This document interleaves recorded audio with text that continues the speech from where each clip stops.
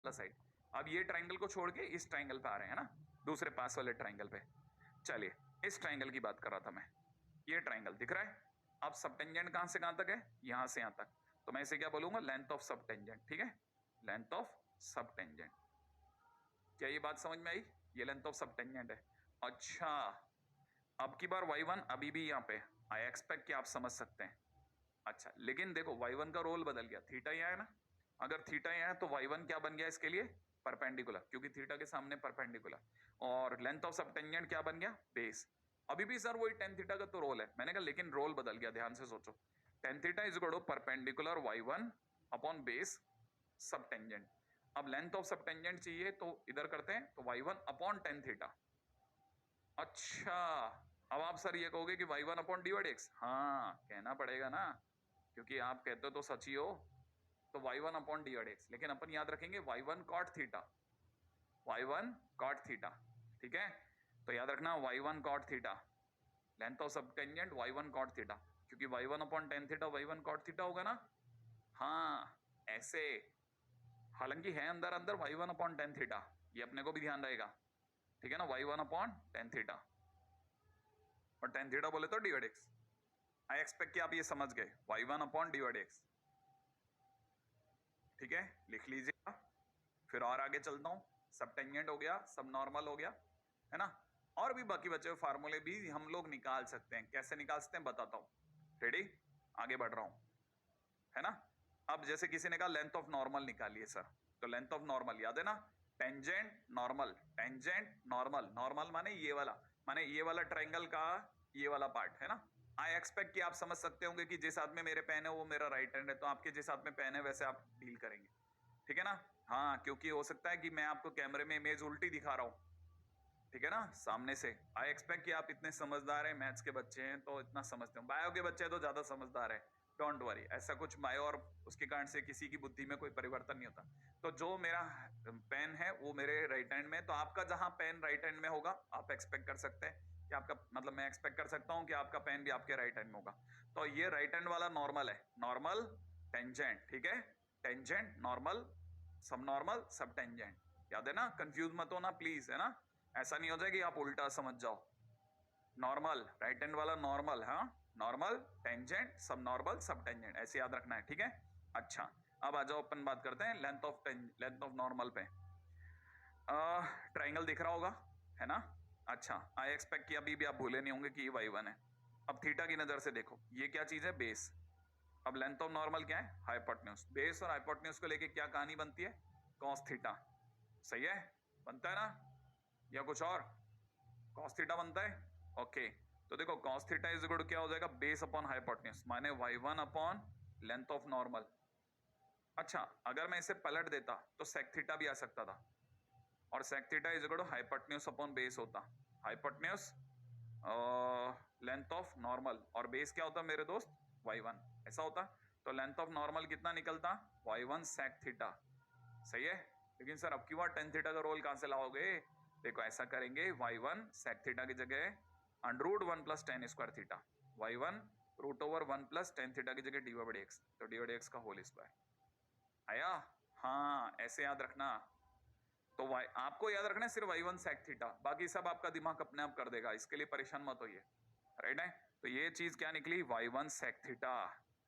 उम्मीद है आप में से कई लोग नहीं भूले होंगे, अपने नोट्स को देख लीजिएगा। ये था y1 टेन थीटा, पास वाला था y1 कॉट थीटा। अब तक अपन 3 आविष्कार कर चुके हैं, सही है, हाँ क्लियर है। तो आप तो सिर्फ इस वाले ट्राइंगल में भी याद रखना, टेन थीटा सब नॉर्मल और सेक थीटा नॉर्मल। आगे बढ़ रहा हूं, ठीक है, ओके, ये लीजिए, लिख लेंगे, लिखते मैं आगे दौड़ूंगा। ठीक है, आगे चलूं, अब बात करते हैं, एक ही जना रह गया, लेंथ ऑफ टेंजेंट। तो बस अब की बार ये वाला डायग्राम पकड़ लेते हैं। उम्मीद है आपको सबको पता चल रहा होगा, अब तो ये याद ही हो गया, ये y1 है, और थीटा की नजर में ये परपेंडिकुलर है और ये हाइपोटेन्यूज है। तो परपेंडिकुलर और हाइपोटेन्यूज को लेकर के आता है हमारे हाथ में साइन थीटा, उल्टा करे तो कोसेक थीटा। तो cosec theta is equal to hypotenuse upon perpendicular. Hypotenuse कितना है, लेंथ ऑफ टेंजेंट, परपेंडिकुलर कितना है y1, तो length of tangent is equal to में y1 कोसेक थीटा, और कोसेक थीटा का मतलब हो जाएगा under root 1 plus cot square theta. ठीक है, तो y1 की जगह y1 अंडर रूट में 1 प्लस 1/tan² थीटा बोले तो 1/dy/dx का होल स्क्वायर। क्योंकि cosec थीटा करके कोई चीज डायरेक्ट नहीं है, हमारी हर चीज tan थीटा में लिंक्ड है, तो मैं cosec थीटा से पहले cot थीटा तक गया और cot थीटा से tan थीटा तक गया। ठीक है, याद रहेगा। तो मैंने क्या क्या किया, ये आपको अगर dx/dy² नहीं क्लिक करे तो ये कर लेना, ठीक है, ऊपर वाला कॉपी कर लेना। अगर आपने कॉपी कर लिया तो मैं आगे दौड़ूं, है ना। लेकिन अब आया सारी कहानी को रिवीजन करने का टाइम, रिवाइज करते हैं, आइए। ठीक है, चलिए, है ना। अब समझना, वापस बोलता हूं, ठीक है। ये क्या चीज है, लेंथ ऑफ टेंजेंट। ये क्या चीज है, लेंथ ऑफ नॉर्मल। ये क्या चीज है, लेंथ ऑफ सब नॉर्मल। नॉर्मल के नीचे सब नॉर्मल। ये क्या चीज है, लेंथ ऑफ सब टेंजेंट। ठीक है, अच्छा। अब आपसे पूछने की बारी, आप भरेंगे, ट्यूटर भैया पढ़ेंगे, मैं बाद में पढ़ूंगा, ठीक है। चलो बताओ, ये क्या चीज है, क्या चीज है, लेंथ ऑफ नॉर्मल, भर दो। चलो बताओ, ये क्या चीज है, ये क्या चीज है, हाँ क्या है ये, सब टेंजेंट। ठीक है, अच्छा चलो बताओ, ये क्या चीज है, क्या है, टेंजेंट, लेंथ ऑफ टेंजेंट। जल्दी जल्दी भरो, ये क्या चीज है, लेंथ ऑफ सब नॉर्मल। ठीक है, लेंथ ऑफ सब नॉर्मल, कहां से कहां तक, यहां से यहां तक। क्लियर है ना, हाँ, ये नहीं हो कि आप भूल जाओ। चलो एक और चीज बोलता हूं, ठीक है। अच्छा, ये था y1 sec थीटा, ये था y1 tan थीटा, ये था y1 cosec थीटा, ये था y1 cot थीटा। इसे भी भर लो, अपनी कॉपी में रख लो, ठीक है ना। हाँ, ये सब नॉर्मल, ये सब टेंजेंट, ये नॉर्मल, ये टेंजेंट, है ना।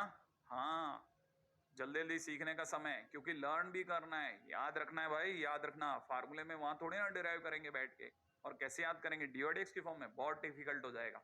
ऐसे याद करके जाना, बना आपका दिमाग लेगा गारंटी। इतना अच्छा मेरे को पता है, आपका इतना तो है मैथमेटिकल एप्टीट्यूड कि आपसे बन जाएगा, डोंट वरी। हाँ, आगे बढ़ जाऊं, चलो नेक्स्ट, दोबारा पूछूं। अब इससे पहले कि मैं दोबारा पूछूं, मैं एक बार दोबारा पिछले वाले को दोबारा ला रहा हूं, ठीक है, फिर आपको आगे लेके जाऊंगा। रेडी, जरा समझो। ये था हमारा सब टेंजेंट, सब नॉर्मल, नॉर्मल और टेंजेंट। ध्यान रखना, याद रखने का तरीका सिखा रहा हूं। ऊपर टेंजेंट की तरफ देखना, टेंजेंट वाले ट्रायंगल में ऊपर है y1 cosec थीटा, नीचे है y1 cot थीटा। इसीलिए जो टेंजेंट वाला साइड है, इसको ध्यान से देखोगे तो क्लिक करेगा कि टेंजेंट cosec और सब tangent cot, sub tangent cot, tangent cosec, tangent cosec, sub tangent cot. कई बार कंफ्यूज हो जाओगे तो मैं याद दिलाने के लिए एक तरीका बोलता हूं, ठीक है। ये जो टेंजेंट है ना, टेंजेंट और सब टेंजेंट, ये कोको फैमिली। क्या, कोको फैमिली, ऊपर कॉसेक नीचे कॉट, कोको, कोको फैमिली, ठीक है। हाँ हाँ, मस्त है ना। तो ऊपर क्या, टेंजेंट, ऊपर कॉसेक नीचे कॉट, टेंजेंट के लिए कॉसेक और सब टेंजेंट के लिए कॉट। और कोको फैमिली है तो अब इनका उल्टा है, देखो, यहां कॉसेक तो यहां सेक, और यहां कॉट तो यहां टेन। इस पूरी कहानी में दो ही जने आउट हैं, साइन और कॉस, बाकी सब मौजूद हैं। क्लियर है, ओके। आई एक्सपेक्ट कि ये तरीका भी आपको क्लिक करेगा। चलो अब पूछता हूं, राइट है, मेरा टाइम अगले उसके लिए। हाँ भाई, ये कौन, y1 कितना, कॉट, ठीक है। ये अगर y1 कॉट तो ये कितना, y1 कितना, tan थीटा।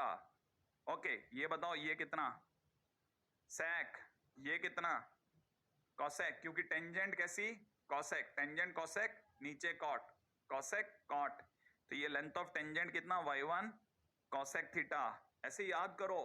हाँ, मैं मजबूर कर रहा हूं, मैं चाहता हूं आप में से कई लोग मजबूर हो याद करने के लिए। क्यों, क्योंकि है ना, अगर मैंने अभी याद करा के नहीं भेजा तो तकलीफ रहेगी, ठीक है।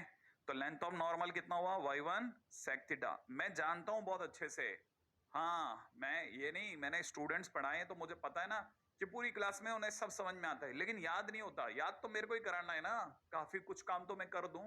तो याद रखना, टेंजेंट नॉर्मल, सब टेंजेंट सब नॉर्मल, ऊपर कॉसेक नीचे कॉट, ऊपर सेक नीचे टेन। ध्यान है ना, कॉसेक कॉट, कॉसेक कॉट। अब कॉसेक तो सेक, ठीक है, कॉसेक तो सेक, क्लिक करा, ये कॉसेक तो ये सेक, ये कॉट तो ये टेन, ठीक है ना? हाँ, वापस पेन हाथ में पकड़ लूं ताकि आप अपने राइट हैंड को लेके कंफ्यूज ना हो। हाँ, क्योंकि इसमें इमेज बनती है कैमरा में, तो जस्ट उल्टा हो सकता है सारी कहानी। हाँ, अगर मैं यूं करके पढ़ाता तो शायद आपको अच्छा लगता, नहीं? शायद आपको तब आपका राइट हैंड क्लिक करता, लेकिन मैं ऐसा पढ़ा नहीं सकता ना, तो आपका दिमाग तो चमत्कारी है, वो तो कर सकता है। ओके, तो याद रखना, ऊपर कॉसेक माने टेंजेंट कौन है? कॉसेक। ठीक है, टेंजेंट कौन है? कॉसेक। सब टेंजेंट कौन है? Cot. Tangent cosec, sub tangent cot, tangent cosec, sub tangent cot, ऐसे बार बार बार बार बोल रहा हूं, तो ऑटोमेटिकली कॉसेक तो ये सेक, ये कॉट तो ये टेन, इतना तो आप कर लोगे। आगे बढ़ने का बेहतरीन समय, नेक्स्ट पॉइंट के ऊपर चर्चा करते हैं। करो अगला पॉइंट। ठीक है, तो ये y1 कॉसेक, ये y1 कॉट, ये y1 टेन थीटा, ये y1 सेक थीटा, और दौड़ेंगे अगले पे। ओके, क्वेश्चन में पूछा जा रहा है फाइंड लेंथ ऑफ सब नॉर्मल। क्या पूछा जा रहा है? सब नॉर्मल। ट्रायंगल में दौड़ो। आई एक्सपेक्ट कि ट्रायंगल अभी भी भूले नहीं होंगे। ये वाला पॉइंट था x1 y1, ठीक है, ये थीटा था, यहाँ पे थीटा था, ये लेंथ ऑफ सब नॉर्मल है, याद है ना? ये लेंथ ऑफ सब टेंजेंट है। ठीक है, सब टेंजेंट और टेंजेंट वाली कोको फैमिली, नीचे y1 कॉट थीटा, ये y1 टेन थीटा। हाँ भाई, चलो जल्दी से बताओ, सब नॉर्मल बोले तो y1 टेन थीटा, तो मैं सोच लूं लेंथ ऑफ सब normal is equal to y1 tan theta. मैंने क्या सिखाया था? टेन थीटा बोले तो dy बाई dx। कहां पर? x1 y1 पर। क्या इन्होंने कोई पॉइंट दिया है? नहीं दिया, तो इन जनरल हमारे लिए कोई भी जनरल पॉइंट xy ले लेंगे। क्लियर है? ओके, तो मैं यहां से क्या क्या सोच सकता हूं वो सोच रहा हूं, देखो। तो मेरे लिए आंसर हो जाएगा y1 डिवाइड x की जगह y डिवाइड x। क्यों? क्योंकि मैंने जनरल पॉइंट ले लिया, तो y की जगह y। अब डिवाइड x सोचते हैं, इसका differentiation 2y dy by dx is equal to 4a divide x की वैल्यू 2a बाय y, तो यहां लिख दो 2a बाय y। लीजिए साहब 2a by y cancel out कर दूं, आंसर इज 2a। तो लेंथ ऑफ सब normal is 2a, that's it. ठीक है, अच्छा, लेंथ ऑफ सब नॉर्मल इज 2a। हाँ, अब एक और बात सोचो, जब तक आप लिख रहे हो मैं मस्त बात बोलता हूं। आपको पता होना चाहिए, पैराबोला थोड़ा थोड़ा याद होना चाहिए कि पैराबोला में जो फोरे होती है वो लेंथ ऑफ लेटस रेक्टम होती है। ठीक है ना? तो याद रखना, लेंथ ऑफ सब normal in any parabola is half of its length of latus rectum. ठीक है, अब मैं दोबारा बोलता हूं, लेंथ ऑफ सब normal in any y square is equal to 4ax. Length of subnormal in any y square is equal to 4ax is half of LLR. LLR याद आया? हाँ, length of half of LLR, half of length of latus rectum. Clear है? बस यही बात अपन यहाँ लिख देते हैं सुंदर शब्दों में। आप चाहो तो x1 y1 मान के चलो, और नहीं तो अदरवाइज डायरेक्ट डिफरेंशिएट कर दो, और डिफरेंशिएट करने के बाद और y1 y1 कैंसिल आउट हो जाएगा और आपका आंसर 2a आ जाएगा। क्लियर है? बिल्कुल एकदम, बहुत आसान क्वेश्चन होते हैं, सीरियसली कह रहा हूं, सिर्फ दो दो लाइन तीन तीन लाइन के क्वेश्चन, बाकी खत्म। हाँ, अपन इसे बढ़ा के दिखाना चाहे बढ़ा लेंगे। ठीक है, आगे बढ़ जाऊं, चलिए अगला नेक्स्ट क्वेश्चन में दे रहा है फाइंड लेंथ ऑफ सब टेंजेंट एट 4,1। सब टेंजेंट, ट्राइंगल पे जाओ जल्दी से। ठीक है, ये टेंजेंट, ये डॉट डॉट डॉट, ये सब टेंजेंट, याद है ना? टेंजेंट सब टेंजेंट वाली कोको फैमिली, ऊपर y1 कॉसेक, नीचे y1 कौन? कॉट। ठीक है, तो y1 कॉट थीटा का मतलब लेंथ ऑफ सब tangent is equal to y1 upon dy by dx। ठीक है, यहां पॉइंट दिया है 4,1, इसका y1 बोलो 1। अरे 4,1 में y1 मतलब 1। क्लियर है ना? पीछे 4 और 1 में एक जो है उसका y कोऑर्डिनेट। अब डिफरेंशिएट करते हैं, आ जाओ जल्दी से करें differentiation. 1 upon 2 root x, 1 upon 2 root y dy by dx is equal to 0। तो फाइनली dy dx की वैल्यू सोचो जल्दी, माइनस का root y by root x, लेकिन ये नहीं, dy dx में 4,1 भी रखना है मेरे भाई, तो माइनस का अंडरूट 1 अपन अंडरूट 4, तो आंसर हो जाएगा माइनस का हाफ। ये dy dx निकला, राइट? और क्योंकि लेंथ ऑफ सब टेंजेंट में डालना है इसे, तो ये मैं यहां रख देता हूं माइनस का 1/2। तो सर आंसर -2 आ रहा है, लेकिन क्योंकि, हाँ, लेकिन क्योंकि ये लेंथ है तो हम इसका मॉड लेंगे, ध्यान रखना, तो आंसर इज 2। क्लियर है? ये लेंथ ऑफ सब टेंजेंट बहुत सिंपल है, बहुत सिंपल, आसानतम क्वेश्चन है, खटाखट कर दीजिएगा। चलिए लिंक रहिए, मैं आपके कमेंट देखता हूं, काफी काफी अब एक्चुअली क्या होता है ना, हाँ ये कह सकते हैं कि आप इन्वॉल्व ज्यादा हो गए हो, बट इन्वॉल्व होने का मतलब ये नहीं होता कि हम एक्टिविटी कम कर दें। एक्टिविटी तो बराबर, आपका एक्टिवनेस बराबर होना चाहिए लेक्चर के दौरान। आई एक्सपेक्ट कि आप समझते हैं कि एक्टिवनेस होने का क्या मतलब होता है ना। जितना आप एक्टिव होंगे, मैं ये बात को क्लास प्रेजेंस के नाम से भी कहता हूँ। हमारी क्लास के अंदर भी कई बच्चे चुप रहते हैं, हालांकि मैं ऐसा नहीं कहता कि चुप रहने वाले बच्चे कम पढ़ते हैं, और ये भी नहीं कहता कि बोलने वाले बच्चे ज्यादा पढ़ते हैं, बट एक्टिव बच्चे ऑब्वियस ही बात है जल्दी लर्न करते हैं, आगे बढ़ने का टाइम। लेंथ ऑफ सब tangent y1 cot theta y1 upon d x, हमने डिफरेंशिएट किया, डी x की वैल्यू लाए और डी x की वैल्यू में 4,1 रख दिया। ठीक है, हाँ भाई, अब इस डिवाइड x के अंदर 4,1 डाल देते हैं तो अपने को पता चलेगा, आंसर आ जाएगा -1/2। और फिर लेंथ ऑफ सब टेंजेंट y1 cot थीटा होती है, क्योंकि कोको फैमिली है तो नीचे cot होना बनता है, तो y1 अपॉन tan थीटा हो जाएगा। cot का मतलब 1 अपॉन tan होता है, तो ये y1 अपॉन डी x हो जाएगा। और फिर अपन जब वैल्यू रखेंगे तो अपना आंसर 2 आ जाएगा। चलो, तो ये तो आ ही गया। अगला क्वेश्चन, ठीक है, फटाफट वाला। चलिए, क्वेश्चन ये बोला जा रहा है length of tangent, length of tangent triangle पे आ जाओ फटाफट से। ये लेंथ ऑफ टेंजेंट याद है ना, ये लेंथ ऑफ सब टेंजेंट, ये लेंथ ऑफ सब नॉर्मल, ये लेंथ ऑफ नॉर्मल। ठीक है, अच्छा, कोको फैमिली टेंजेंट है तो ऊपर कॉसेक, तो y1 कॉसेक थीटा। क्लियर, तो मैं यहाँ पे लिख देता हूँ length of tangent is equal to में y1 कॉसेक थीटा, और कॉसेक थीटा का मतलब y1 under root 1 plus cot square theta. और आपको याद दिला देता हूँ y1 under root 1 plus cot square theta माने 1 अपॉन डी x का होल स्क्वायर। सही है, आओ सबसे पहला काम y1 के लिए सर्च करना। x इज इक्वल टू 0 हम लोग उठा के कर्व में रख रहे हैं। अगर मैं इसे कर्व में रखता हूं तो x की जगह 0 रखते हुए y की वैल्यू मेरे से फास्ट कोई नहीं निकाल सकता, 0,-1 पॉइंट दिख गया मुझे y इतना दिख गया। ठीक है, तो पहला काम y1 की जगह -1 आ गया, अंडर रूट की जगह अंडर रूट 1 प्लस। अब दूसरी सर्च पे चला गया मैं, डिवाइड x।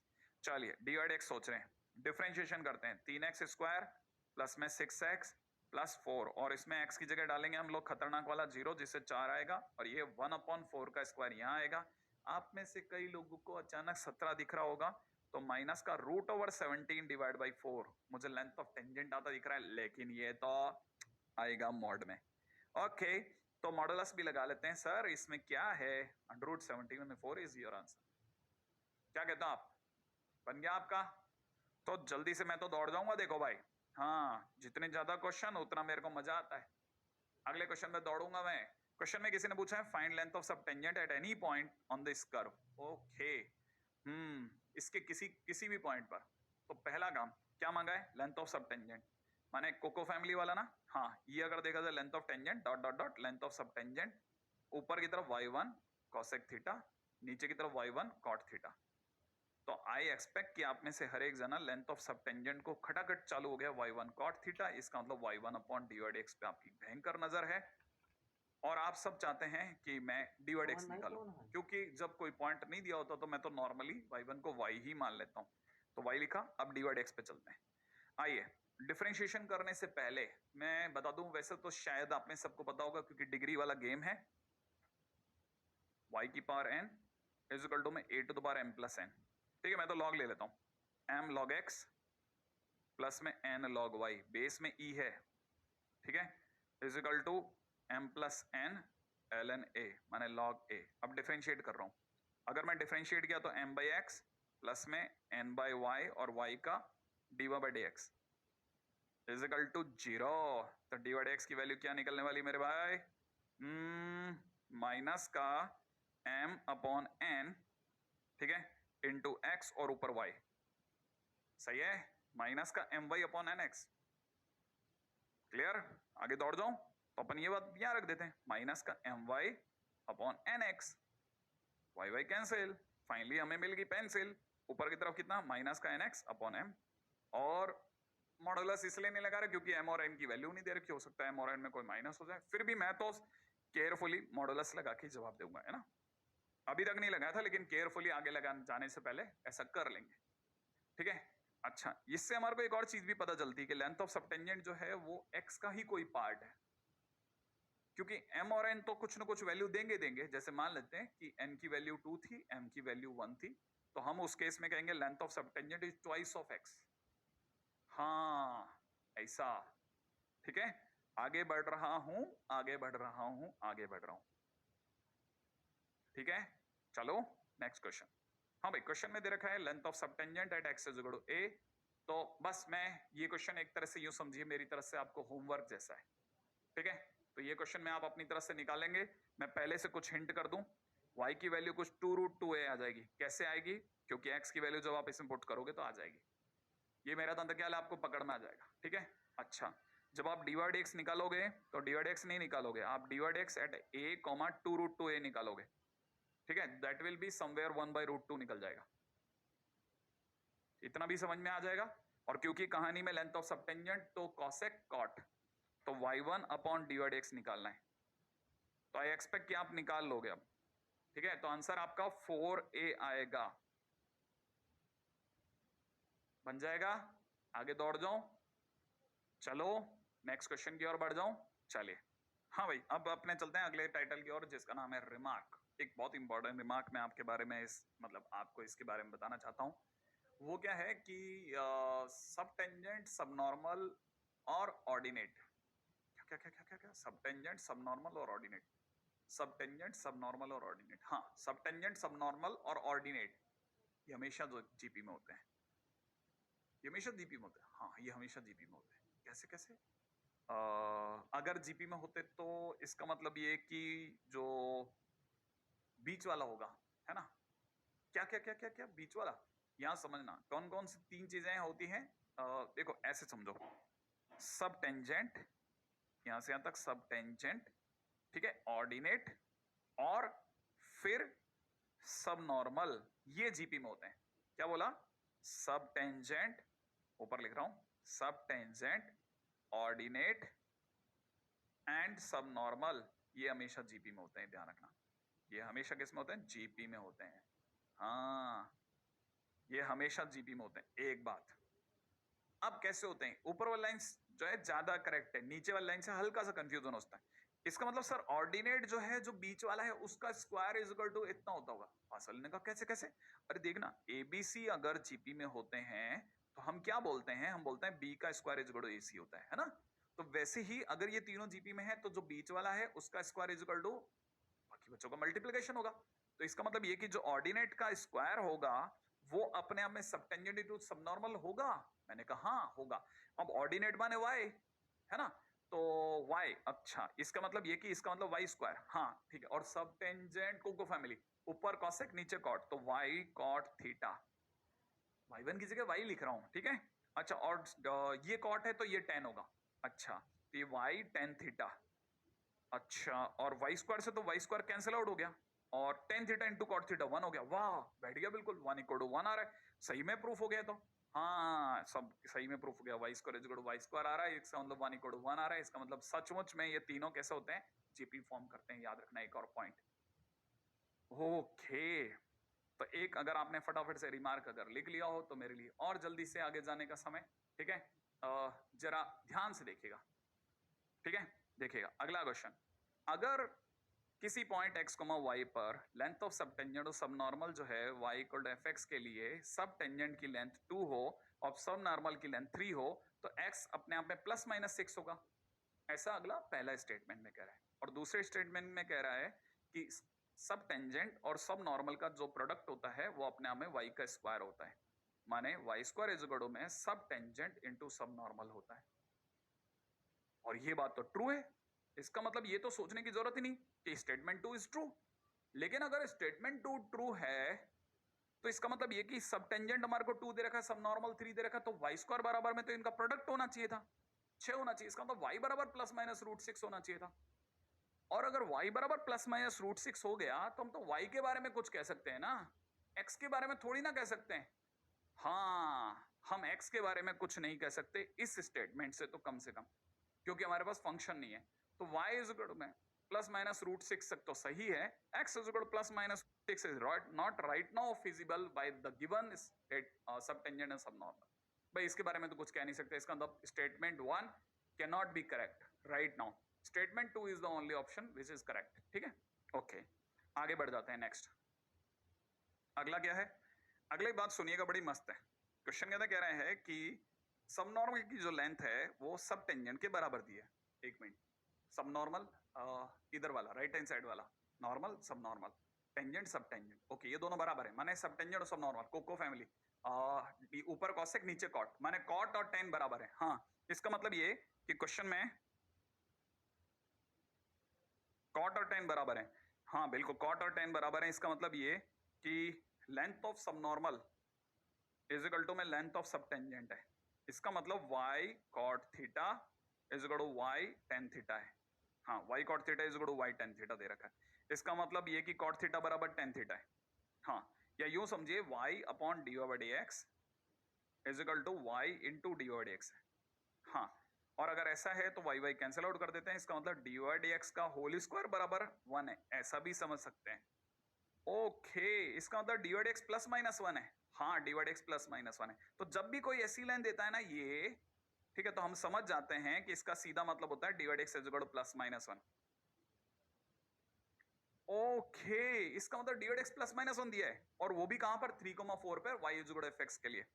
अच्छा अच्छा अच्छा अच्छा अच्छा, आगे क्या बोलता है, and the tangent meeting coordinate axis at A and B. तो कहता है, क्वेश्चन वाला कहता है कि बताइए maximum area of triangle OAB क्या होगा। सर ये कैसे होगा, मैंने कहा पहले डायग्राम बनाते हैं। ठीक है, ये हमारा कर्वेचर, ये अपना 3,4, इस पे ये टेंजेंट, ये नॉर्मल, देखा या नहीं देखा, दोबारा देख लीजिएगा, ये अपना कर्वेचर, इस पे 3,4, इस पे टेंजेंट, ये नॉर्मल। ठीक है, अच्छा अब क्वेश्चन में क्या कह रहा है, टेंजेंट जो है वो कोऑर्डिनेट एक्सिस को ए और बी पे मिल रहा है। ओके, अब ध्यान से देखना, ए कहां है, ये रहा, और बी कहां है, ये रहा, टेंजेंट ए और बी पे मिल रहा है। अच्छा, तो कह रहा है maximum area of triangle OAB क्या क्या होगा। आराम से, कोई जल्दी नहीं है हमें, बड़े ध्यान से सुनो। क्या मैं टेंजेंट की इक्वेशन सोच सकता हूं, पहले सबसे पहले सोच लें टेंजेंट की इक्वेशन क्या होगी। अगर मेरे से किसी ने पूछा, तो हम यहां तक तो आ चुके हैं कि डी ओवर डी एक्स अपने आप में प्लस माइनस 1 है। अब जरा टेंजेंट की इक्वेशन सोचते हैं। अगर मैं आपसे कहूं कि मुझे टेंजेंट की इक्वेशन के बारे में बताइए, तो आपको पता होना चाहिए कि टेंजेंट की इक्वेशन होती है y minus y one is equal to d over by d x at sorry and x minus x one, ऐसा होता है। चलो y माइनस 4 लिख दूं, लिख दिया, डी ओवर डी एक्स की जगह एक बार 1 रख दूं, एक बार 1 रख दिया, x माइनस 3 लिख देता हूं, एक इक्वेशन आ गई। ऐसा भी हो सकता था कि y माइनस 4 is equal to minus 1 x minus 3। भाई d over d x plus minus 1 है ना, तो ऊपर मैंने प्लस ले लिया, नीचे मैंने माइनस ले लिया, तो मेरे पास कितने तरह से टेंजेंट आ सकते हैं, दो तरह से। अब मैं टेंजेंट को थोड़ा सजा के लिख देता हूं, तो मेरी इक्वेशन आ रही है x minus y is equal to minus 1, पहली इक्वेशन। दूसरी इक्वेशन आ रही है x plus y is equal to 1। Clear, x plus y is equal to 7, sorry, okay, ये x plus y is equal to 7 और करेक्ट हो गया। Okay, अब मेरे पास में देखो दो दो इक्वेशनें पड़ी हैं। ठीक है, अच्छा, अगर मैं दो इक्वेशनें देख रहा हूं, तो दोनों इक्वेशन से डेफिनेटली ये जो ट्रायंगल है, इनसे इसका एरिया अलग अलग होगा। तो हमसे क्वेश्चन वाला कह रहा है कि वो जो दो ट्रायंगल आएंगे, उनसे जो दो एरियाज आएंगे, उनमें से कौन सा वाला बड़ा है। आया समझ में, क्योंकि टेंजेंट दो हो गए ना, डी ओवर डी एक्स दो होने की वजह से, तो हमारे पास क्योंकि दो डी ओवर डी एक्स हैं, तो दो टेंजेंट बने, और दो टेंजेंट बने तो दो अलग अलग ट्रायंगल बने अलग अलग एरिया के, तो उन दोनों में बड़ा कौन है। ठीक है, अब जरा सोचते हैं क्या क्या हुआ। पहले वापस से, डी ओवर डी एक्स अगर मैंने 1 माना तो क्या होगा, और माइनस 1 माना तो क्या होगा। अगर मैंने 1 माना तो जो मेरा टेंजेंट था वो ये था, अगर मैंने मतलब ऐसा किया तो, है ना। अब मैं एरिया बता रहा हूं ट्रायंगल का, ट्रायंगल के एरिया के लिए फिर से सुनना, ट्रायंगल के एरिया के लिए मैंने क्या किया, ये मैं ऐसे लिख रहा हूं, x अपॉन माइनस 1 और y अपॉन 1 इक्वल टू 1। सोचो, आया, मैंने इसे इंटरसेप्ट फॉर्म में बदल दिया। क्लियर, अच्छा, इंटरसेप्ट फॉर्म में बदलने से मुझे ये पता चल गया कि मेरा जो x इंटरसेप्ट है वो माइनस 1 आ रहा है इस वाले केस में। डायग्राम पे मत जाइएगा, है ना। अच्छा, मुझे पता है कि ये जो ट्रायंगल जब भी बनेगा, इस ट्रायंगल का एरिया इज इक्वल टू में हाफ बेस, है ना, बेस यहाँ पे x इंटरसेप्ट लिख रहा हूं, x intercept into height, height में y इंटरसेप्ट लिख रहा हूं, जो ऐसे बनाई ना खच खच खच खच, ये इसकी हाइट है, तो y इंटरसेप्ट लिख दूं। तो जब मैं ऐसा करूंगा, जो जो मेरा ट्रायंगल होगा उसका एरिया क्या बन रहा है, ट्रायंगल का एरिया बनेगा हाफ x इंटरसेप्ट माइनस 1 और y इंटरसेप्ट 1, माने मेरा जो एरिया बनेगा दैट विल बी 1/2, मॉडुलस लगा के। ठीक है, तो जब मैं इसका एरिया बनाऊंगा तो इसका एरिया मेरा इतना बनेगा 1/2। Is it clear? अच्छा, जबकि मैंने -1 लिया तो मेरा जो मैंने जब इसे इंटरसेप्ट फॉर्म में बदला, ठीक है, तो इंटरसेप्ट फॉर्म में बदलने पे क्या आया, x/7 plus y/7 plus y/7 is equal to 1, ऐसा आया। अच्छा, अब देखो साहब, मैं इसे, मेरा ट्राइंगल का एरिया क्या होता है, half x intercept 7 y intercept 7, तो जब मैं ऐसा करूंगा तो मेरे एरिया कितना आएगा, 49/2, बिना मॉडुलस के भी आएगा इतना ही, और मॉडुलस के साथ भी इतना ही आएगा। अब बता दो आप, दोनों एरिया में से कौन सा एरिया बड़ा है? तो आप ऑब्वियसली हाथ रखोगे किस पे, 49/2 पे, और वही वो चाह रहा था कि मैक्सिमम एरिया कौन सा बता दो, तो आंसर इज 49/2, है ना। तो इस पूरी कहानी में टेंजेंट की शुरुआत किसने करी, डीओडेक्स ने, क्योंकि डीओडेक्स दो आए थे, कैसे आए थे, क्योंकि लेंथ ऑफ सब नॉर्मल बराबर लेंथ ऑफ सब टेंजेंट दिया गया था, इस वजह से। अब इस जगह पे एक सेकंड भी नहीं रुकते, जल्दी से दौड़ के अगले पे चलते हैं, ठीक है। आई एक्सपेक्ट कि आप में से कई लोग थोड़ा थोड़ा समझ गए होंगे। अब अपन अगले टाइटल की ओर बढ़ते हैं, जिसका नाम है rate of change, derivative as a rate of change. If y is a function of x, then a small change in x has a small change in y. Obvious ही बात है, x में अगर हम छोटा मोटा चेंज करेंगे तो y में भी छोटा मोटा चेंज होगा, लेकिन ये हर बार सेम रहेगा, सेम रेशियो में होगा, not necessary, depends on the curve. Curve कैसा है, इसका मतलब ये कि ग्राफ कैसा है। तो rate of change of y with respect to x जो है वही कहलाती है del y upon del x, और जब डेल x टेंड्स टू 0 हो जाता है तो जो हमारे पास आंसर आता है वो होता है इंस्टेंटेनियस रेट ऑफ चेंज। क्या होता है, इंस्टेंटेनियस रेट ऑफ चेंज, और instantaneous rate of change he dy/dx है, सही है। तो जो हमारा dy/dx था, याद है ना, हाँ, अब आप में से कई लोगों को याद होगा, सर ये तो वो अपना ab initio method del y upon del x, exactly वही, वहां पे भी मैंने यही बात बताई थी, क्या कि dy/dx is basically limit del x tends to 0 del y upon del x, ठीक है। आई एक्सपेक्ट कि आप सबसे पहले अपनी थ्योरी में ये लिख लेंगे रेट ऑफ चेंज की, ठीक है, फटाफट से लिख लो। If y is a function of x, then the small change in x has a small change in y, and rate of change of y with respect to x is del y upon del x. If del x tends to 0, then it becomes a instantaneous rate of change, and that is dy/dx. तो dy/dx is equal to limit del x tends to 0 del y upon del x होगा, ठीक है ना। अब जरा questions के साथ चालू करते हैं ना। सबसे प्यारा क्वेश्चन, बहुत अच्छे क्वेश्चंस होते हैं इसके, क्वेश्चंस बहुत सिंपल होते हैं। एक क्वेश्चन दे रहे हैं, क्वेश्चन में दिया गया कि if the radius of the circle is increasing at a uniform rate of 2 centimetre per second, find the rate of increase of area of the circle. एक मिनट, धीरे धीरे पहली लाइन को थोड़ा चबा चबा के पढ़ते हैं। If the radius of the circle is increasing, माने रेडियस बदल रही है, रेडियस माने आर बदल रहा है, ठीक है ना।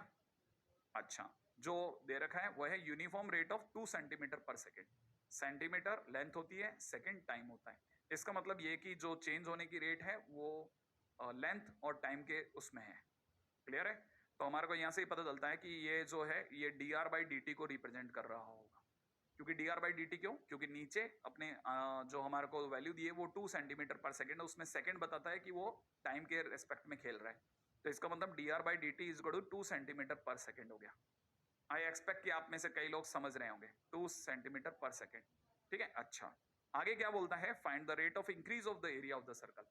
रेट का मतलब वापस dt लगेगा, ठीक है। Rate of increase of area of circle मतलब dA/dt, okay. At the instant when the radius is 20 centimetre, और किसी ऐसे इंस्टेंट पे हमारे को सारे काम को करना है जब रेडियस अपने आप में 20 सेंटीमीटर रही है। अच्छा, इसका मतलब ये कि रेडियस बढ़ रही है, रेडियस बढ़ रही है तो सर्कल का साइज बढ़ रहा होगा, और एक मोमेंट जब वो 20 सेंटीमीटर की हुई तो किसी ने फोटो खींच ली, ठीक है, और उसके बाद वो बढ़ती रही, लेकिन जिस मोमेंट में फोटो खींची गई थी उस मोमेंट पर अगला पूछ रहा है dA/dt का मतलब, क्योंकि रेडियस बढ़ रही तो डेफिनेटली एरिया भी बढ़ रहा होगा, लेकिन रेडियस के बढ़ने की रेट और एरिया के बढ़ने की रेट डिफरेंट डिफरेंट होगी, ठीक है ना। तो उस मोमेंट पे एरिया किस रेट से बढ़ रहा होगा ये वो जानना चाहता है, माने वो मेरे से dA/dt पूछ रहा है।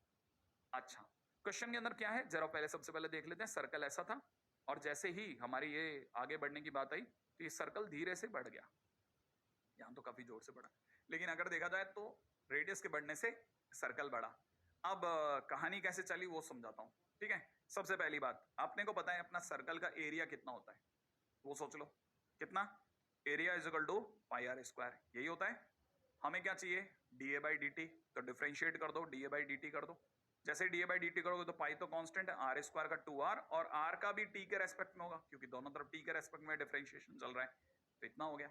अब मुझे dA/dt की दरकार है, तो 2 पाई अलग, r की वैल्यू 20 सेंटीमीटर दी हुई है, है ना, जिस इंस्टेंट पे बात चल रही है वो 20 लिख देता हूँ, और dr बाई dt हमको 2 सेंटीमीटर पर सेकंड मैंने पहले ही बता रखा है, ये 2 centimetre per second dr by dt है, वो भी लिख देता हूँ, तो यहाँ पे 2 लिख देता हूँ, तो फाइनली मेरा आंसर हो जाएगा, है ना, 80 पाई पर मैं इसको पूरा लिखूंगा 80 पाई, ठीक है। अब क्योंकि एरिया है तो सेंटीमीटर स्क्वायर,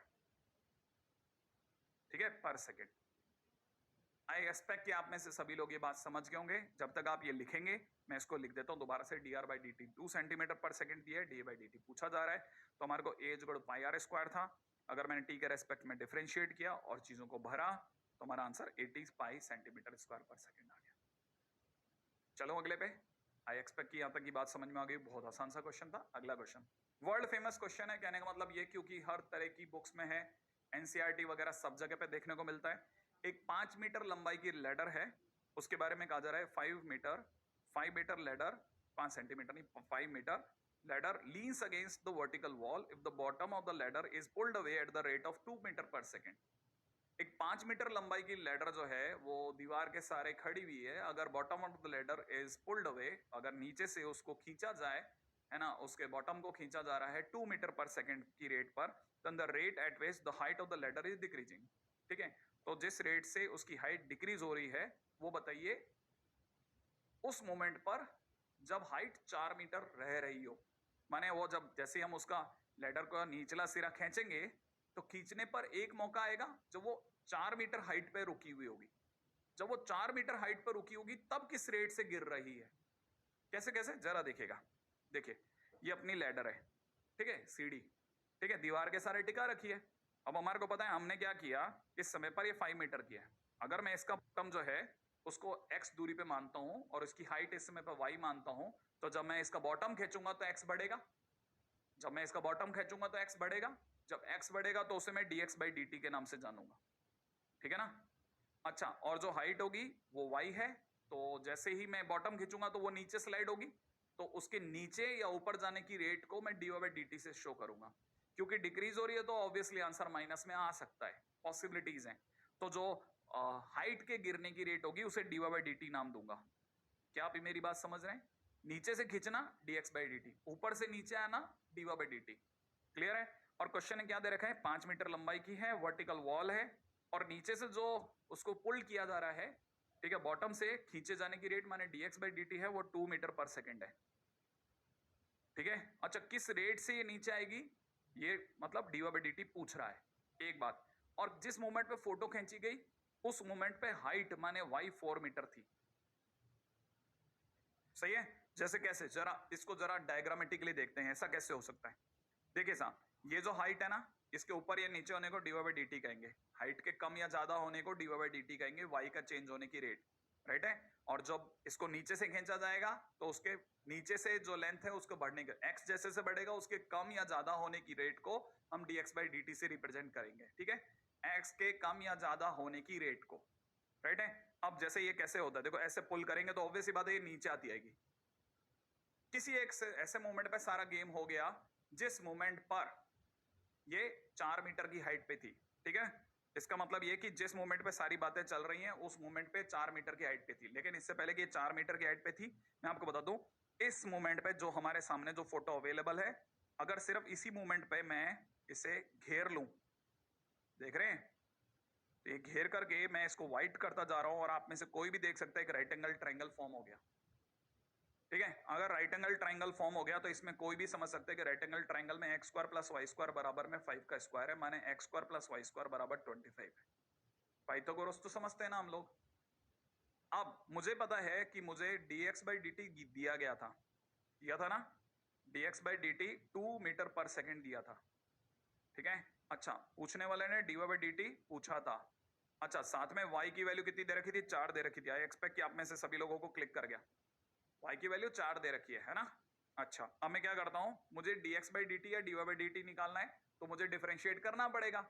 अगर मुझे डिफरेंशिएट करना पड़ेगा तो एक्स स्क्वायर का differentiation 2x into dx by dt। क्यों? क्योंकि मैं t के रेस्पेक्ट में डिफरेंशिएट कर रहा हूं विद रेस्पेक्ट टू t, ठीक है। अच्छा, y स्क्वायर का डिफरेंशिएशन 2y और फिर y का dy बाई dt, 25 का 0, 2 और 2 अभी से हटा दो। x की वैल्यू पता नहीं, x की वैल्यू पता नहीं, ठीक है। इनटू में क्या x की वैल्यू पता है क्या? नहीं, अभी तो नहीं पता। अच्छा, लेकिन सर अगर बाय द वे जिस मोमेंट पे फोटो खींची जा रही है उस मोमेंट पे अगर y 4 है, तो क्या हम लोग अगर y की वैल्यू 4 इसमें डाल दे तो x नहीं आ जाएगा? मैंने कहा हाँ आ तो जाएगा। तो सर x की वैल्यू पता तो है ना? मैंने कहा हाँ पता है। कितनी? 3। कैसे कैसे कैसे कैसे? देखो, अगर मैंने y को 4 इसमें पुट कर दिया इस इक्वेशन में, ठीक है, तो हमारे को पता है एक्स स्क्वायर प्लस में y की जगह पे 4 का स्क्वायर बराबर 5 का स्क्वायर, माने x की वैल्यू 3 आ रही है। सोच लेना, तो x की वैल्यू तो पता है? हाँ पता चल गई सर। 3 dx बाई dt कितना दे रखा है? 2 metre per second. y 4 dy by dt पता करना है।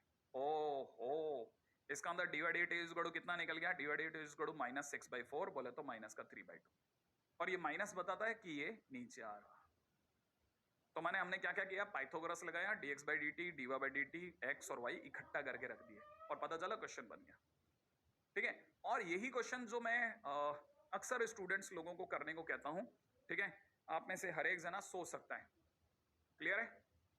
और ये जितने भी क्वेश्चंस है ये सब एनसीईआरटी के क्वेश्चंस बेसिकली है अंदर से, लेकिन इसके चेंजेस आते रहते हैं, इनके वर्जन्स आते हैं और उन्हीं वर्जन्स पे ही क्वेश्चन बनते हैं। मैं फिर बोल रहा हूँ, रेडी? कैसे बनते हैं, क्या बनते हैं, जरा देखिएगा। क्लियर? आगे बढ़ते हैं। ये जेईई मेंस अप्रैल 19 का क्वेश्चन है। क्वेश्चन में आप देख सकते हैं फिर से सीढ़ी के बारे में बात हो रही है। वर्टिकल वॉल के अगेंस्ट में लीन है, अब की बार 2 मीटर लंबाई की सीढ़ी है। If the top of the ladder begins to slide down the wall at the rate of 25 per second centimetre per second. इसका सीधा मतलब अब की बार ऊपर से गिर रहा है 25 की स्पीड से, 25 सेंटीमीटर पर सेकेंड की स्पीड से नीचे की ओर आ रहा है।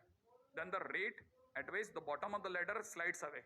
अब की बार उसने उल्टा किया है, डीवा बाई dt दिया है और dx बाई dt पूछा है।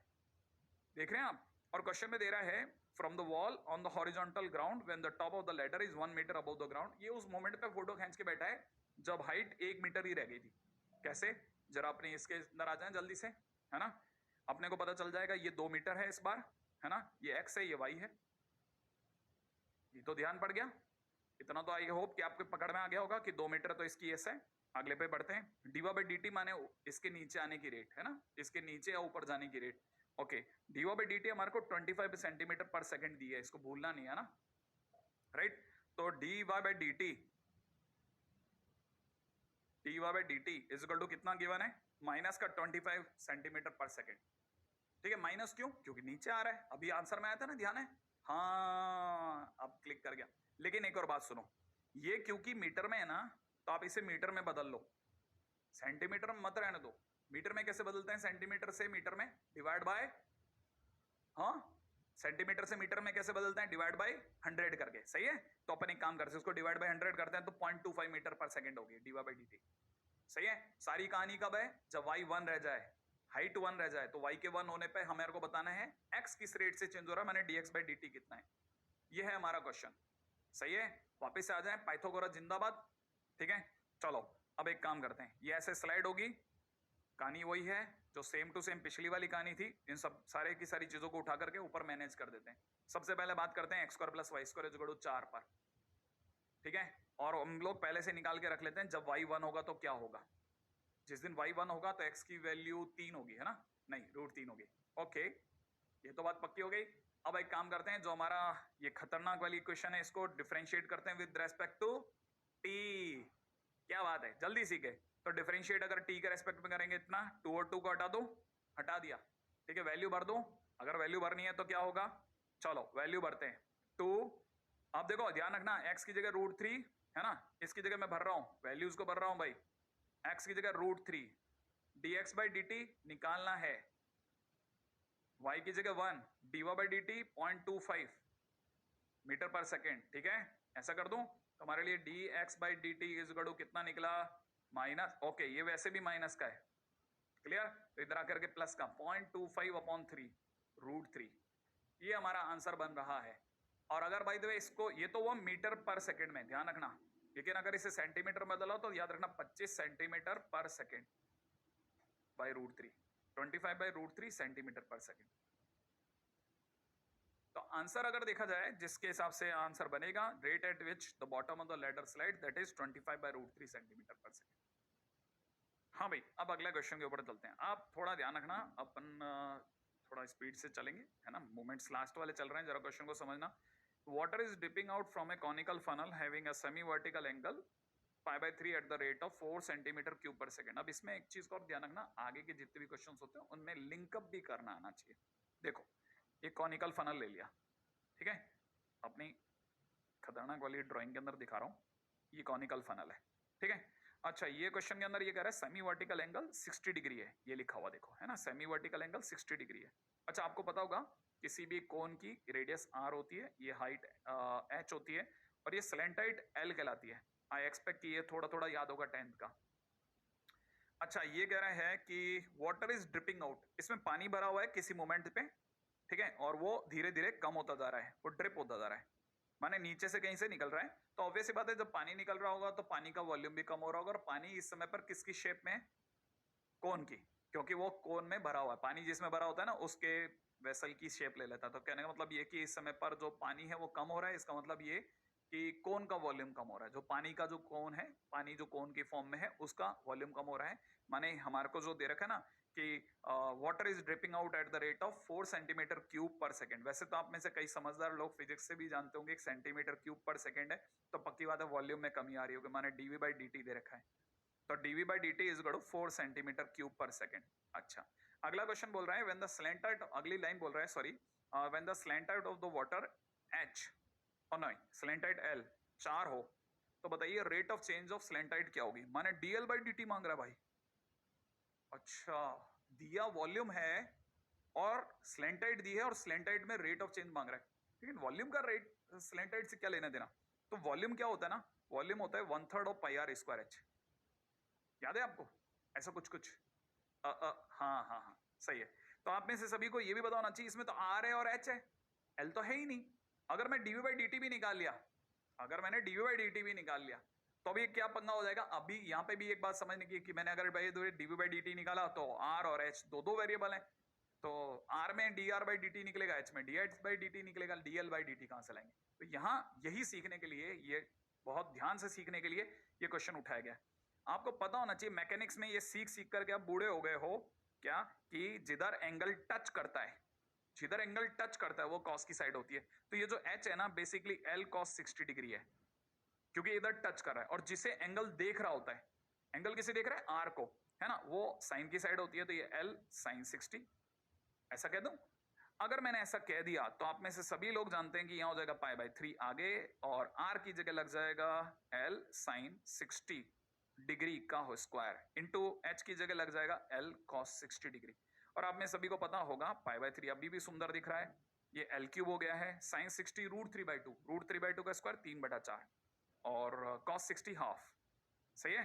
फाइनली 3 से 3 कैंसिल आउट हो गया, ये रखा है pi L cube divide by 8, कौन v। अब आ गया ना v और l में रिलेशन, हाँ ये सीखना था। अब करो डिफरेंशिएट dv बाई dt, उम्मीद है आप मेरे साथ दौड़ रहे हो, पाई बाई 8 क्योंकि लास्ट के मोमेंट चल रहे हैं, एल क्यूब का मतलब 3l square dl by dt कर दूं। अच्छा अब देखिए साहब क्या क्या चीजें हमारे पास अवेलेबल है। dv बाई dt 4 है, पाई 3 पाई बाई 8 अलग है, l लेंथ ऑफ स्लैंटाइट दे रखी है 4, तो 4 का स्क्वायर बोले तो 16, और dl बाई dt हमसे पूछा जा रहा है, ठीक है ना, यही तो है। तो ये दोनों कैंसिल आउट कर देते हैं, तो यहां से हो जाएगा 2, फाइनली इस 2 से ये कैंसिल आउट हो जाएगा 2, finally dl by dt is गड़ो कितना, okay 2/3 pi centimetre per second, क्योंकि लेंथ है ना, लेंथ में change centimetre per second. I expect कि ये वाली कहानी आपको थोड़ी थोड़ी पकड़ में आई होगी कि हमने कैसे r और h को l में बदला, है ना, और l में बदल के वॉल्यूम l में लेके आए, और फिर मैंने डिफरेंशिएट किया, और फिर कुछ भी नहीं, सिर्फ चीजों को भरना है और dl बाई dt निकालना है, ठीक है। ऐसा कैसा सेम क्वेश्चन फिर मेंस ने दिया, थोड़ा सा बदल के तो देना ही था। कैसे दिया जरा देखिएगा, इस तरह क्वेश्चन दिया।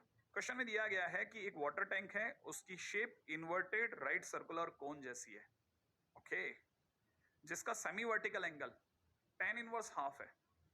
पिछली बार tan इनवर्स √3 था, पाई बाई 3 माने tan इनवर्स √3 था, ठीक है। और पानी जो है वो वापस अब की बार पोर हो रहा है, ठीक है, किस रेट पर, 5 मीटर क्यूब पर मिनट की रेट पर। अच्छा और दे रखा है then the rate at which the length of level of water is rising at an instant when the depth of the water of the tank is 10 metre. जरा समझो, देखो ये पानी भर रहे हैं अपन, जैसे जैसे पानी भरते जा रहे हैं तो कोन का वॉल्यूम बढ़ रहा है ना, क्योंकि पानी कोन की शेप में धीरे धीरे बढ़ गया, ठीक है ना। अच्छा, अब अपने को ये तो पता होगा कि इसमें कौन एल है और कौन आर है। भाई हमारे को ये आइडिया है कि हम इतना तो बिल्कुल समझदारी से अपने डिसीजन ले ही सकते हैं कि अगर मैं इस पे डायग्राम में चलूं तो मुझे ये पता है ये मेरा आर है, ये मेरा एच है, और इस समय पर ये जो एंगल है ना, ये वाला एंगल है ना, बड़े ध्यान से समझना इस बात को। ये एंगल अगर मैं थीटा मानता हूं तो ये अगर मैंने एक राइट एंगल ट्रायंगल बना लिया, अगर मैंने राइट एंगल ट्रायंगल बना लिया तो इस थीटा के सामने वाला परपेंडिकुलर होगा और साइड वाला बेस होगा, और परपेंडिकुलर बेस में tan थीटा बनेगा, और tan थीटा बोले तो r बाई एच बनेगा। और क्वेश्चन में थीटा tan इनवर्स, थीटा कितना दे रखा है, थीटा अपने को दे रखा है tan इनवर्स हाफ। इसका मतलब tan इनवर्स को अगर मैं उधर ले जाऊं तो tan थीटा कितना हो गया, हाफ। इसका मतलब r बाई एच कितना हो गया, हाफ। तो r अपने आप में h बाई 2 बोल सकता हूं, सोच लो, बोल सकता हूं ना। हाँ, अगर मैं आर एच बाई 2 बोल सकता हूं तो v कितना बताया था जस्ट अभी, pi by 3 r square h बताया था ना।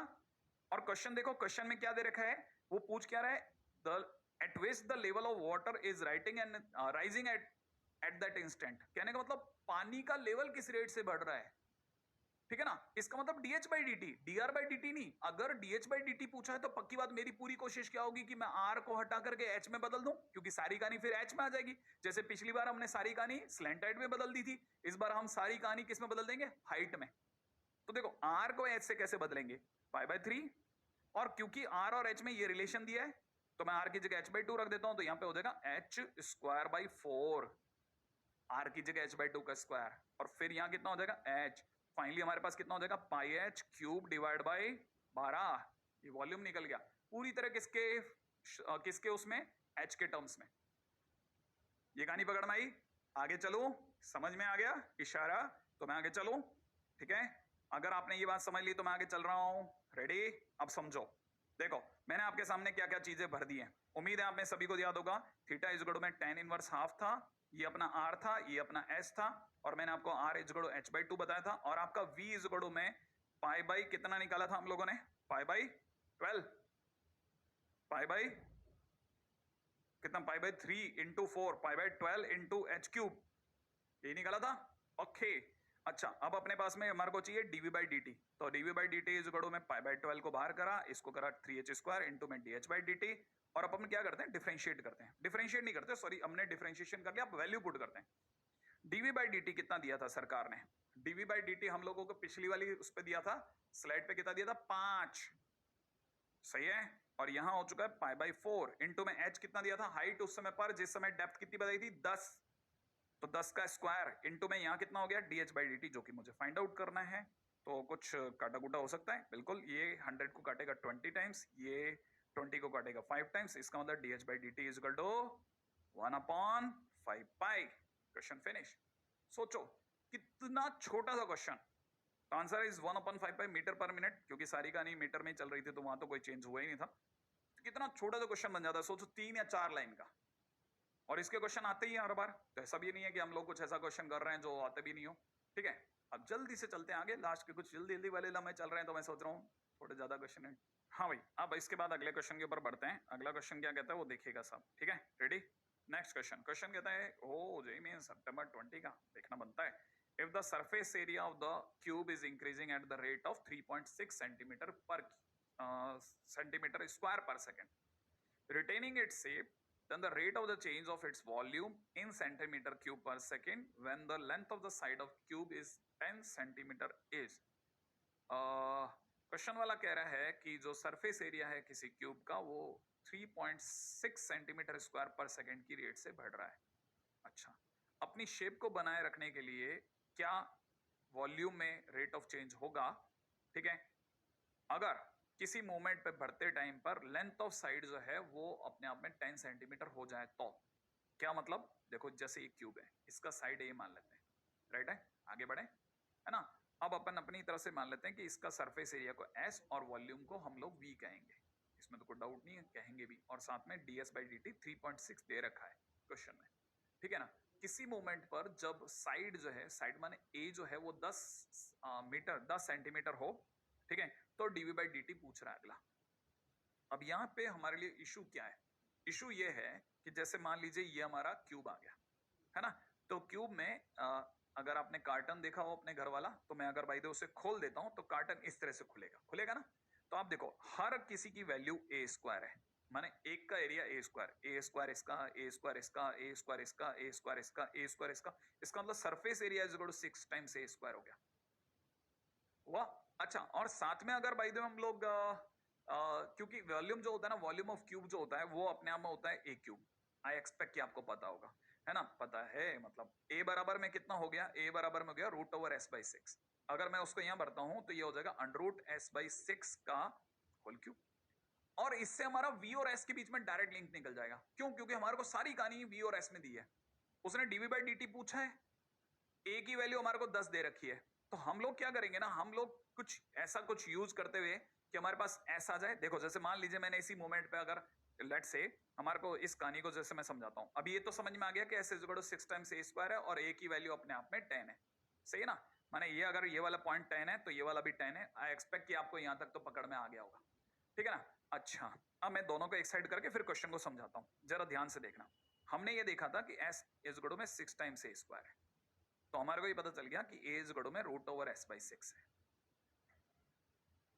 ठीक है। अच्छा, और वॉल्यूम इज इक्वल टू होता है ए क्यूब, साइड का क्यूब। अच्छा, ए का क्यूब मतलब हो गया अंडर रूट एस बाई 6 का होल क्यूब, है ना। ऐसा हो गया। अब मैंने वी और एस को आपस में इंटरलिंक कर दिया, ए को बीच में से हटा करके। अब मैं क्या कर रहा हूं, डिफरेंशिएट करता हूं डीवी बाई डी टी। इसका differentiation 3 times under root s by 6 का होल स्क्वायर, फिर अंदर है रूट एक्स बाई 6 का 1 अपॉन रूट 6 साइलेंट क्योंकि तो कांस्टेंट है, और रूट एस का 1 अपॉन 2 रूट एस, फिर एस का D s by d T. भाई गजब चेन रूल लगवाया, ठीक है। अब कोई ज्यादा लंबी बात नहीं है, जरा ध्यान से देखिएगा। 3 इंटू में यहां हो जाएगा S divide by 6 into 1 upon under root 6, है ना, 1 upon under root 6 into 1 upon 2 root S into में d s by d t. इससे ज्यादा हम इसको और संभाल नहीं सकते, वैल्यू भरने का टाइम आ गया, राइट है। अब देखते हैं हमारे पास क्या क्या अवेलेबल है। ds by d T 3.6 available है, तो सबसे पहले यहां पे 3.6 कर देता हूं, ठीक है ना। इतना काम हो गया। dv बाई डी टी पूछा जा रहा है क्वेश्चन में, तो dv बाई डी टी पूछा है अगले ने, हम पहले लिख चुके हैं कि उसने पूछा है, ये तो हमारे को निकालना है। अच्छा, 3 s की वैल्यू कितनी दे रखी है वो भी बड़े ध्यान से देखने लायक है। क्या हमारे पास s पड़ा है? नहीं पड़ा। लेकिन s इज इक्वल टू में 6 टाइम्स a स्क्वायर होता है, हाँ होता है। a की वैल्यू 10 है, हाँ है, तो ये 600 हो गया। तो s की जगह पर मैं 600 भर देता हूं, 6 नीचे रखता हूं, 1 अपॉन अंडर रूट 6 यहां रखता हूं, 1 अपॉन 2 यहां रखता हूं, s की जगह वापस 600 भर देता हूं। सिर्फ मैंने वैल्यू पुट करी अभी तक, है ना। और ये सबको पता है, ये कैंसिल आउट करूंगा तो यहाँ पे कुछ 100 बचेगा, और रूट 6 और ये फिर से कुछ कैंसिल आउट होकर के 50 बच जाएगा, ठीक है। और 3.6 अपने आप को जिस दिन हटवाएगा तो यहाँ पे एक और 10 आता दिख रहा है मुझे, राइट। इस 10 से ये वाला 10 कैंसिल आउट हो जाएगा। फाइनली अगर देखा जाए तो इधर से इसको मैं रूट 6 इंटू 10 देख रहा हूं, ठीक है। 100 का 10 बाहर आता हूं देख रहा हूं, तो क्या कट सकता है, ये रूट 6 और ये रूट 6 मिलके 6 हो गया, और इसे 6 टाइम्स चला गया। फाइनली इस 10 से ये 2 टाइम्स चला गया। और कुछ ऐसा है जो कट पिट सकता है अभी तक, तो ये और कट सकता है 3 टाइम्स। फाइनली मेरे तरफ से आंसर हो गया 9। तो dv by d t is equal to में 9 सेंटीमीटर क्यूब पर सेकेंड। क्या आप ये बात समझ गए? 9 सेंटीमीटर क्यूब पर second. Last moment, last question, फटाफट से इसके साथ ही वाइंड अप करूंगा, जरा जल्दी से समझना, ठीक है। 9 सेंटीमीटर क्यूब पर सेकेंड, क्लियर। मैंने कुछ नहीं किया, सिर्फ एस की वैल्यू निकाल के पुट करी है, बाकी सब कैलकुलेशन में गया है, मेरी साइड का क्वेश्चन बन गया। अब एक मस्त क्वेश्चन के साथ मैं एंडिंग कर रहा हूं, बड़े जल्दी समझना। क्वेश्चन कह रहा है the rate of increase of length of the shadow of the man of 2 metre height due to the lamp post at 5 metre height when he is moving away from it at the rate of 6 metre per second as question mark. क्या मतलब है? एक आदमी जो है जिसकी height 2 metre है, उसके पीछे एक लैंप पोस्ट है जिसकी हाइट 5 मीटर है। वो ऑब्वियसली आपको भी दिख रही होगी, 5 मीटर हाइट की लैंप पोस्ट है। वो आदमी उस लैंप पोस्ट से दूर की तरफ जा रहा है, दूर होता जा रहा है। तो जैसे जैसे वो दूर होता जाएगा, ऑब्वियसली आप में सभी को पता होगा, आगे जो उसकी परछाई बन रही होगी वो धीरे धीरे बढ़ती जाएगी, ठीक है ना। तो किसी मोमेंट पर हमने उस कहानी को रोक लिया है, ठीक है। और जो हाइट है ना, बड़े ध्यान से समझना, इसके अंदर कौन कौन सी चीज क्या क्या है उसको भी समझा देता हूं, जरा देखिएगा। मान लेते हैं कि जो पोल है और जो आदमी है उसके बीच की डिस्टेंस x है, और जो उसकी जो शेडो गिर रही है उसकी लेंथ y है। क्लियर है? यहां तक की बात समझ में आई होगी। अगर मैं पूरी लैंप पोस्ट और दोनों को मिला के देखता हूं, ठीक है, तो मुझे एक राइट एंगल ट्रायंगल जैसी फील आ रही है। जिसमें जो लैंप पोस्ट है उसकी हाइट 5 है और अपना जो आदमी है उसकी हाइट 2 है। क्लियर? अच्छा, जब मैं इन दोनों को एक साथ देख रहा हूं तो मुझे एक और चीज की फील आ रही है, वो है सिमिलर ट्रायंगल। क्या आपको भी सिमिलर ट्रायंगल वाली फील आई? मुझे तो बहुत जबरदस्त आ रही है सिमिलर ट्रायंगल वाली फील। अगर सिमिलर ट्रायंगल वाली फील आ रही है तो बड़े ध्यान से देखना। मैं यहां पे कह सकता हूं सिमिलर ट्रायंगल, ध्यान है ना कौन कौन से? ये अपना छोटू ट्रायंगल, ठीक है, और बड़ा ट्रायंगल तो खैर आपके सामने बहुत बड़ा पड़ा ही है, ठीक है। तो सिमिलर ट्रायंगल के अंदर एक खास बात होती है, परपेंडिकुलर अपॉन परपेंडिकुलर। तो बड़े वाले ट्रायंगल का परपेंडिकुलर 5, छोटू ट्रायंगल का perpendicular 2 is equal to base upon base. Perpendicular upon perpendicular is equal to base upon base is equal to hypotenuse upon hypotenuse. ऐसा होता है। तो यहाँ पे बेस कितना है बड़े ट्रायंगल का? x plus y. छोटे ट्रायंगल का बेस कितना है? Only y। इससे मैं x और y में रिलेशन देख पा रहा हूं। मुझे 2x प्लस में 2y इज इक्वल टू में 5y की फील आ रही है। इसका मतलब 2x इज इक्वल टू में 3y की फील आ रही है। मैं दोनों साइड डिफरेंशिएट कर चुका हूं, तो 2 टाइम्स dx बाई dt दिख रहा है, 3 टाइम्स dy बाई dt दिख रहा है, और वैल्यू फिल करने का टाइम आ गया। अब क्वेश्चन ने क्या क्या दिया है उस पर जाओ। क्वेश्चन ने दे रखा है क्या कि आदमी जो है वो मूव हो रहा है 6 मीटर पर सेकंड की स्पीड से। आदमी, तो आदमी मूव हो रहा था x, आदमी के मूवमेंट का x नाम था, याद है ना? ये जो है ये आदमी मूव हो रहा है, तो इसके चेंज होने की रेट dx बाई dt, और dx बाई dt हमारे को 6 दे रखी है क्योंकि वो इस रेट से मूव कर रहा है 6 मीटर पर सेकंड की रेट से। अच्छा, और 3 times dy by dt। dy by dt क्या है सर? यहाँ पे शेडो के लंबे होने की रेट, क्योंकि जैसे जैसे वो दूर हो रहा है वैसे वैसे शेडो लंबी होती आ रही है, तो शेडो के चेंज होने की रेट जो है वो dy बाई dt, क्योंकि शेडो माने y है ना, तो शेडो अगर y है तो उसके चेंज होने की रेट dy बाई dt। तो फिलहाल अगर देखा जाए तो 3 से कैंसिल आउट करा, 2 टाइम्स इसका अंदर dy by dt is equal to 4 metre per second and the question is done. क्या अभी बात समझ गए? समझ में आया कुछ? हाँ, अरे ये तो बड़ा इंटरेस्टिंग है, बिल्कुल बहुत इंटरेस्टिंग है। उम्मीद है आप में सभी लोगों को ये बात पकड़ में आई होगी कि आज के दिन पे हम लोगों ने जितने सारे क्वेश्चन करे वो मेंस के भी थे और हमारे वाले खुद के भी थे, और काफी हद तक चेंजेस आपको अडॉप्ट भी हुए होंगे। खैर फिलहाल जाने का समय, जितनी मेहनत कर रहा हूँ अपने बच्चों अपने शेरनियों के लिए, ठीक है, वो उम्मीद है आप उसका मान भी रखेंगे, मेहनत भी करेंगे आप भी अपनी तरफ से, ठीक है। चलिए, माता पिता का बहुत सम्मान करना है, बहुत उन सम्मान उनसे पाना भी है। भाई बहनों से तो खैर नोक झोंक चलती रहती है, हिंसा से लेकिन दूर रहना है, मित्रों से प्रेम व्यवहार बना के रखना है, मास्क जरूर पहनना है, और जय हिंद।